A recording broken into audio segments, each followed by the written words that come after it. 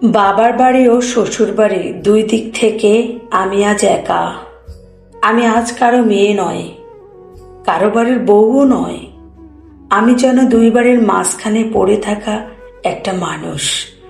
বাবার বাড়ি বলল, এখন তুমি অন্যের ঘরের বউ।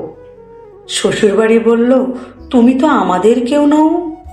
দুদিকে বিশ্বাস করে আমি বহুবার ঠকেছি, বহুবার ভেঙেছি, বহুবার চুপ করে কেঁদেছি। যখন সবচেয়ে বেশি দরকার ছিল একটু আশ্রয়, তখন দুই বাড়ির দরজা আমার জন্য বন্ধ হয়। আজ আমি একা, তাই ফেসবুকে কথা বলি, কারণ এখানে অন্তত আমাকে শুনবার মতো কেউ আছে, কেউ থাকে। আমি কাউকে দোষ দিতে আসিনি, আমি শুধু বলতে চাই, সব মেয়ের জীবন গল্প নয়, কিছু মেয়ের জীবন গল্প সত্যিও হয়।